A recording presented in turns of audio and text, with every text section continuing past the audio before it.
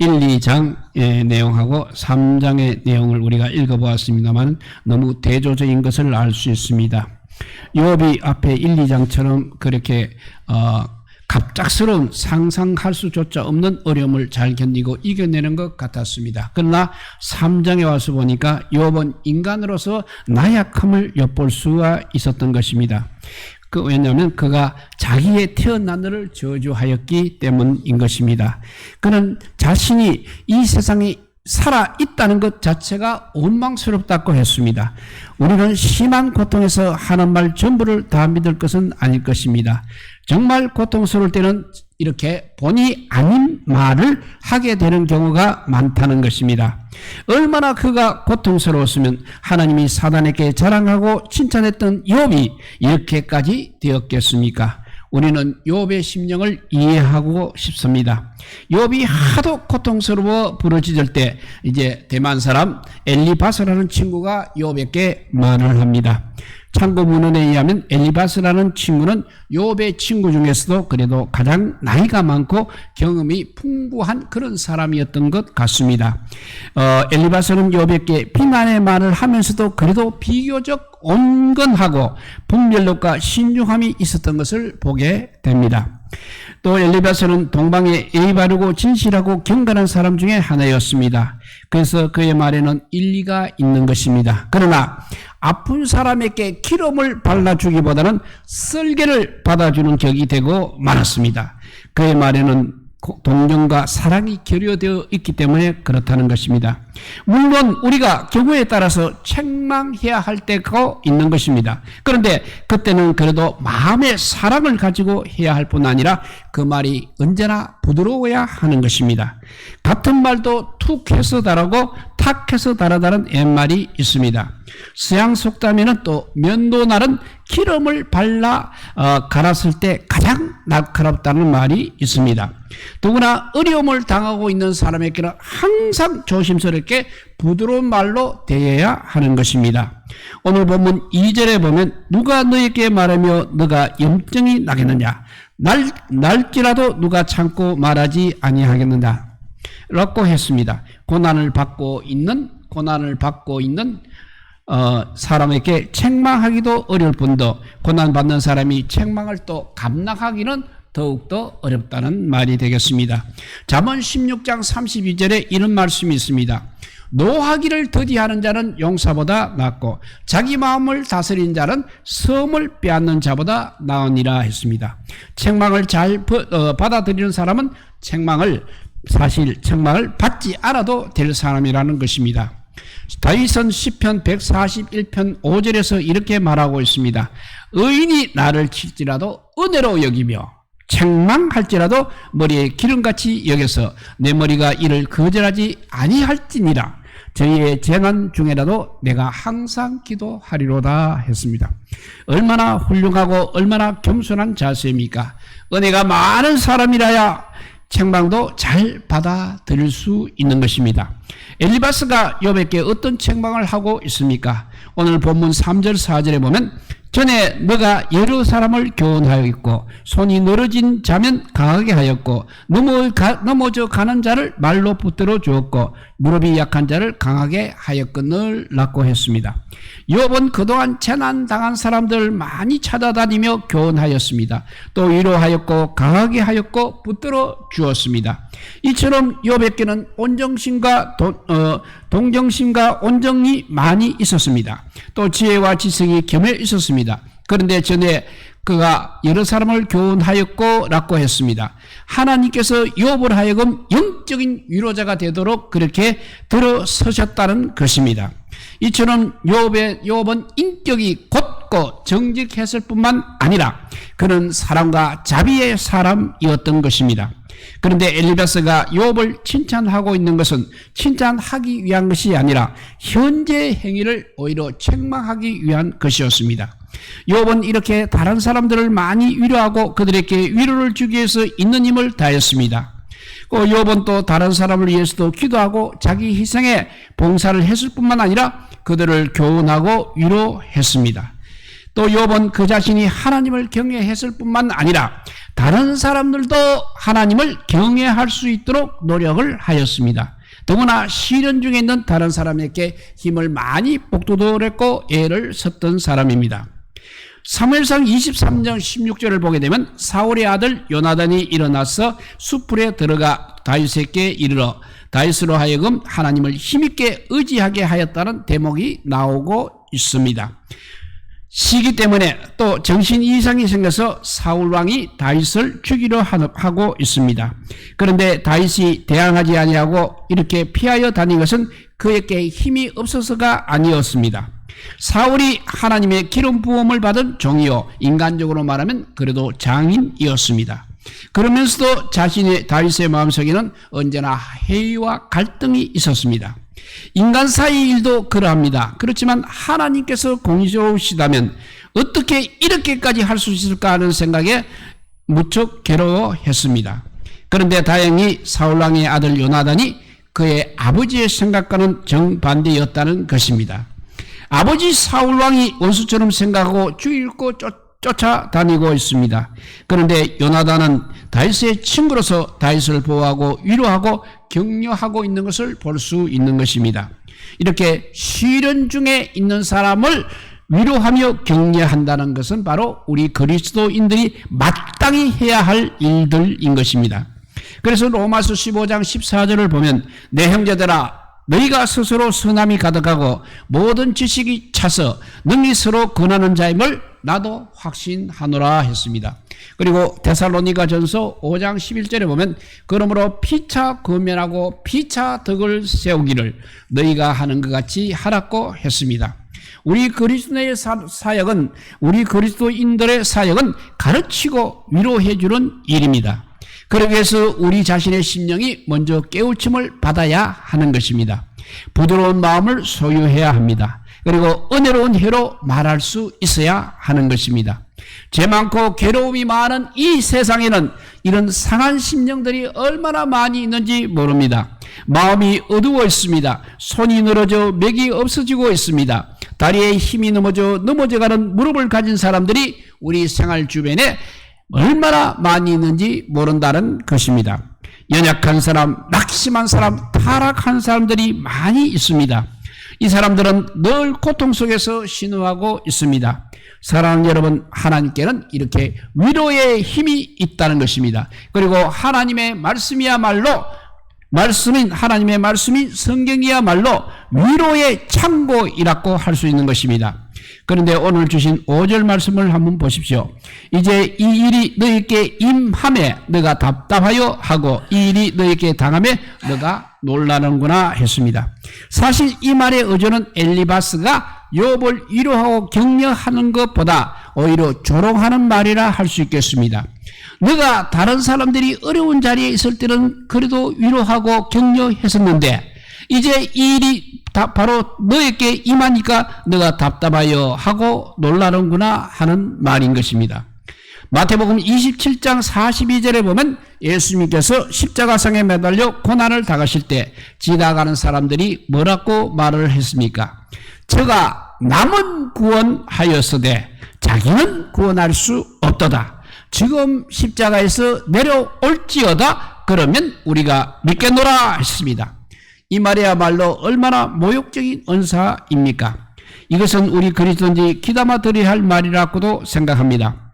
좋은 친구를 주는 것은 쉬운 일입니다. 목사님이 좋은 말씀으로 설교는 할 수는 있습니다. 그런데 그 말씀 따라 산다는 것은 결코 쉬운 일은 아닐 것입니다. 하나님의 말씀을 우리 자신에게 적용시키는 것이 바로 우리 그리스도인들이 해야 할 일인 것입니다. 역경을 당할 때 일어서는 것은 내 힘으로 되는 것은 아닙니다. 주님께서 우리와 함께 하실 때 넘어지나 아주 넘어지지 아니하고 다시 일어나는 경험을 할 수 있게 된다는 것입니다. 잠언 24장 10절을 봅니다. 너가 만일 환난 날에 낙담하면 너의 힘의 미약함을 보임이니라 했습니다. 그러니까 환난이 극심할 때 우리는 휘청거리고 넘어질 수밖에 없는 것입니다. 곤투서서는 강한 상대방의 펀치에 쓰러질 수도 있습니다. 그러나 아주 넘어지지 않고 다시 일어서면 되는 것입니다. 상대방의 우리의 심령이 넘어졌다가 일어설 수 있는 힘이 어디에 있는 것입니까? 우리를 붙들어 주시는 하나님의 능력의 오른팔에 있는 것입니다. 욥은 낙담했을 뿐만 아니라 답답해하기도 했습니다. 그리고 너무나 당황했습니다. 오늘 앞에 3장의 말은 1장과 2장의 말과는 너무 슬픈 대조를 이루고 있습니다. 믿음의 방패가 이렇게 버려지고 있는 것입니다. 아무리 위대한 성도가 지니고 있는 믿음과 인내를 할 때도 이렇게 버려질 때가 있다는 사실입니다. 욥은 베드로처럼 무리를 걸어갔습니다. 그러나 지금 무서운 파도가 밀려오는 것을 보고 그만 물속으로 빠져들어가고 있는 것입니다. 그래서 어떤 이가 그런 말을 했습니다. 모든 인간의 탁월함 위에는 변하기 쉬움이라는 말이 새겨져 있다 했습니다. 정말 의미 깊은 말입니다. 사람이 아무리 훌륭하다고 해도 언젠가는 변할 수가 있다는 것입니다. 변하지 않으시는 분은 오직 우리 예수님밖에 없는 것입니다. 그래서 말라기 3장 6절에 보면 나 여호와는 변혁지 아니하나니라고 했습니다.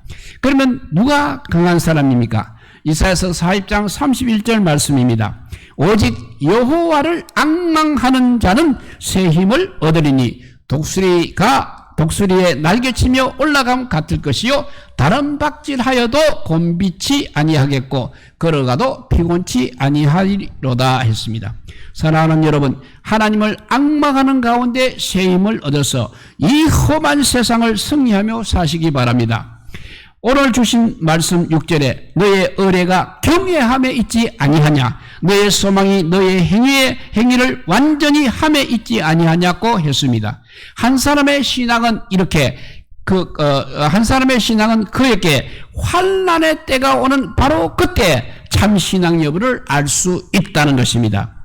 엘리바스의 이 질문은 그의 이전 지술과 마찬가지로 욥의 경건에 대한 증거가 되겠습니다. 그것도 1장 1절에 대한 인정입니다. 욥은 하나님을 그야말로 경외했습니다. 그의 삶은 온전했습니다. 그렇기 때문에 탁월한 사람으로 인정을 받았던 것입니다. 그런데 지금 문제가 되는 것은 그것이 사실인가 하는 것입니다. 참된 경건은 현재에 대한 확신 그리고 미래에 대한 소망, 이 두 가지를 제시해 주는 것입니다. 참된 경건은 현재에 대한 확신과 미래에 대한 소망을 제시해 주는 것입니다. 엘리바스의 말은 틀림이 없습니다. 그러나 그것은 조용히 잘못되었다는 것입니다. 하나님에 대한 욥의 경외심은 흔들리지 않았습니다. 그러나 그의 믿음은 약간 흐려졌습니다. 빌립보서 4장 6절에서 7절 말씀을 보면 아무것도 염려하지 말고 오직 모든 일에 기도와 간구로 너희 구할 것을 감사함으로 하나님께 아뢰라. 그리하면 모든 지각에 뛰어난 하나님의 평강이 그리스도 예수 안에서 너희 마음과 생각을 지키시리라고 하였습니다. 또 이사야서 26장 3절에 보면 주께서 심지가 견고한 자를 평강에서 평강으로 지키리시니 이는 그가 주를 의뢰함이니이다 라고 했습니다. 하나님에 대한 신뢰는 우리 영혼이 모든 환난에서 승리하게 하시는 것입니다. 하나님에 대한 신뢰는 우리 영혼이 모든 환난에서 승리하게 하는 것입니다. 마틴 루터가 그런 말을 한 적이 있습니다. 저 원수들이 악한 행위를 하는 것을 내버려 둡시다. 우리 아버지가 저들을 지배하십니다. 라고 마틴 루터가 말했습니다. 그렇습니다. 의인은 사자처럼 담대합니다. 욥의 신앙은 예수님의 제자들의 신앙과 같아서 폭풍을 만나 시험을 받게 되고 결함이 있음을 발견하게 되었습니다. 그래서 엘리바스는 욥에게 7절에서 책망조로 이렇게 권면하고 있습니다. 생각하여 보라. 죄 없이 망한 자가 누구인가? 정직한 자의 끊어짐이 어디 있는가 했습니다. 이 말은 절반은 사실이고 절반은 사실이 아닙니다. 경건한 자도 경건치 않은 자와 마찬가지로 멸망할 수 있는 것입니다. 전도서 9장 2절에 보니까 모든 사람에게 임하는 모든 것이 일반이라 의인과 악인이며 깨끗하고 선하고 깨끗한 자와 깨끗이 않은 자며 제사를 드린 자와 제사를 드리지 아니하는 자의 결국이 일반인이 선인과 죄인이며 맹세하는 자와 맹세하기를 무서워하는 자가 일반이로다 라고 했습니다. 때로는 악인이 번창하고 경건한 자가 오히려 고난을 당하는 경우도 있다는 것입니다. 그런데 환난을 하나님께서 치신 것으로 생각하고 하나님이 치시는 것은 죄 때문이라고 말하기가 쉬운 것입니다. 그래서 욥의 친구도 아마 이런 생각에서 말을 하고 있는 것 같습니다. 8절과 9절의 말씀에 보면 내가 보건대 악을 밭갈고 독을 뿌린 자는 그대로 거두나니 다 하나님의 입기운에 멸망하고 그 콧김에 사라지느니라고 했습니다. 모든 환난은 죄값이라고 말하고 있는 것입니다. 이것이 우리 인간의 일반적인 사상인 것입니다. 그러나 성경은 반드시 그렇게 말씀하고 있지 않습니다. 요한복음 9장에 보게 되면 나면서부터 앞을 보지 못하는 소경에 대해서 제자들이 예수님께 물어보았습니다. 이 사람이 소경으로 난 것이 누구의 죄 때문입니까? 자기입니까? 그 부모입니까? 라고 물어봤습니다. 인간이 왜 고통받는가 하는 것은 인간의 영속적인 질문이 되는 것입니다. 가장 쉬운 답변은 바로 죄값으로 하나님께서 벌하시는 것이 가장 쉬운 답변이 되겠습니다. 오늘 우리가 생각하는 욥도 선한 사람을 그렇게 살아왔음에도 불구하고 재산, 자녀, 건강을 모두 잃어버렸습니다. 그의 친구는 욥의 시련과 고통은 욥의 잘못을 증명하는 것이라고 그렇게 믿고 있었습니다. 그래서 죄 없이 망하는 자가 누구인가 라고 말할 수 있었던 것입니다. 예수님께서 오시기 전에 모든 사람들에게 가르쳐진 것은 하나님의 직접적인 통치였습니다. 그들은 폭풍우나 지진 그리고 전쟁이나 질병까지 하나님의 명령을 통하여 온다고 믿었습니다. 그래서 하나님께서 명하지 않았는데도 무슨 일이 일어난다고 믿는다는 것은 바로 하나님의 능력을 의심하는 것으로 그렇게 생각을 하였습니다. 반면에 하나님께서 선하시다면 하나님의 자녀들이 그러면 왜 고통을 받게 되는 것입니까? 여기에 대하여 날 때부터 소경이 된 것은 죄를 지었기 때문에 그 대가를 받는 것이라고 설명하고 있는 것입니다. 예수님은 그런데 그 이론을 받아들이지 않으셨습니다. 예수님께서는 인간의 고통에 대하여 이유를 달지 않았습니다. 그리고 그 고통이 죄 때문이 아니라는 것을 강조했습니다. 그러면서 이것은 우리 하나님께서 하시는 일을 나타내고자 하고자 함이라고 말씀하셨습니다. 이것은 하나님의 하시는 일을 나타내고자 하심이라고 말씀하셨습니다. 어떤 모양이로든지 고난 당하는 사람, 도움이 필요한 사람이 있다면 그 원인에 대해서 논쟁을 하지 말고 도움이 필요한 사람에게 도움을 주라는 말입니다. 예수님께서는 그 사람이 소경이 된 원인에 대해서 말씀하시는 대신에 곧 그 사람을 도와주셨습니다. 이것이 바로 기독교의 주제라는 것입니다. 어떤 사람은 설명하는 데 바빠서 일하기에 충분한 시간을 갖지 못하고 있습니다. 예수님은 생명이 어떻게 변화할 수 있는가를 말로 설명하는 대신에 창녀를 택하여 그들에게 그의 부활을 맨 먼저 보게 하셨다는 것입니다. 영이 물질보다 강한가 하는 데 대한 논쟁하는 대신에 무리를 걸어가셨습니다. 사람에게 빵이 필요하다고 설명하시는 대신에 5,000명을 먹이셨습니다. 반수불구가 얼마나 고통스러운지 말로 설명하는 대신에 일어나서 너의 침상을 가지고 집으로 가라고 명령하셨습니다.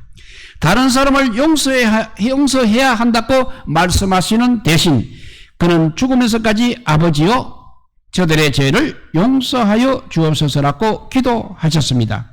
하나님을 논리적으로 설명하는 대신에 나는 길이요라고 말씀하셨습니다. 그러므로 우리는 주님께 고통의 문제에 대한 논쟁을 기대할 수 없는 것입니다. 주님의 관심은 논쟁이 아니라는 것입니다. 고통당하는 사람에게 도움을 주는 것이 주님의 주된 관심인 것입니다. 이런 전설이 있습니다. 어떤 사람이 수렁에 빠져 들어가며 살려달라고 허우적거리고 있습니다. 공자가 그를 보고 이렇게 말했습니다. 인간은 조심해서 그런 곳에 들어가지 말아야 하느니라고 했습니다. 또 부처가 그 옆을 지나가다가 저 사람이 당하고 있는 것은 세상에 살아남은 사람들에게 교훈이 될 것이라고 말했습니다. 마호메트는 그 사람을 보고 알라의 뜻이로다 라고 탄식을 하였습니다. 힌두는 그를 보고 여보시오, 용기를 잃지 마시오, 당신은 다른 모습으로 이 세상에 다시 돌아올 것이요 라고 했습니다. 그런데 예수님께서는 그 사람을 보시고 형제여, 너의 손을 내밀어 너를 내가 건져주리라고 수렁에 빠져들어가며 살려달라는 그 사람의 팔을 번쩍 잡아 이끌어내어 주셨다고 하는 이야기입니다. 성경은 하나님께서 그 아들을 세상에 보내신 것은 세상을 심판하려 하심이 아니요 저로 말미암아 세상이 구원을 받게 하려 하심이라고 말씀하셨습니다. 어떤 사람은 정죄하기에 바빠서 일을 할 만한 시간을 갖지 못하고 있습니다. 그런데 예수님께서는 죄인을 구하시기에 바쁘셔서 이유를 설명하는 시간적 여유를 갖지 못하고 계시는 것입니다. 사랑하는 여러분, 우리는 생활 주변에서 영적으로 육신적으로 어려움을 당하는 많은 사람들을 보게 될 것입니다. 왜 저렇게 되었느냐, 저것이 누구 때문인가 라고 묻고 따지고 밝히기 전에 저와 같이 어려움을 당한 사람을 어떻게 도울 수 있을까 생각하시기 바랍니다. 그리고 내가 할 수 있는 건 무엇일까 찾아보시기 바랍니다. 우리도 주님을 따라서 말로 하지 말고 손으로 하시기를 바랍니다. 그러면 우리가 하는 일에 복이 있을 것입니다. 우리 모두 이렇게 예수님처럼 어떻게 도와줄 수 있을까, 그런 것을 고민하며 행동으로 옮기는 우리 모두가 되시기를 주님의 이름으로 축복드립니다. 기도하겠습니다. 사랑의 하나님, 감사합니다. 우리 사람들은 엉뚱한 것을 많이 생각하고 엉뚱하게 시간을 많이 보내는 것 같습니다. 주님처럼 어떻게 도와줄 수 있을까를 생각하는 저희들 되게 하여 주시옵소서. 그래서 주님을 따라 행하는 자 되게 하여 주시옵소서. 그냥 이렇게 저렇게 내 아는 대로 정죄하여서 그 사람을 더 아프게 하는 그런 일이 없게 하여 주시옵소서. 어떻게 하면 내가 그를 도와서 그를 구원할 수 있을까, 그것을 생각하며 하나님께 감사하며 기도하는 우리 모든 성도들 되게 하여 주시기를 간절히 빌고 원하올 때 우리 구주 예수 그리스도 이름으로 기도드리옵나이다. 아멘.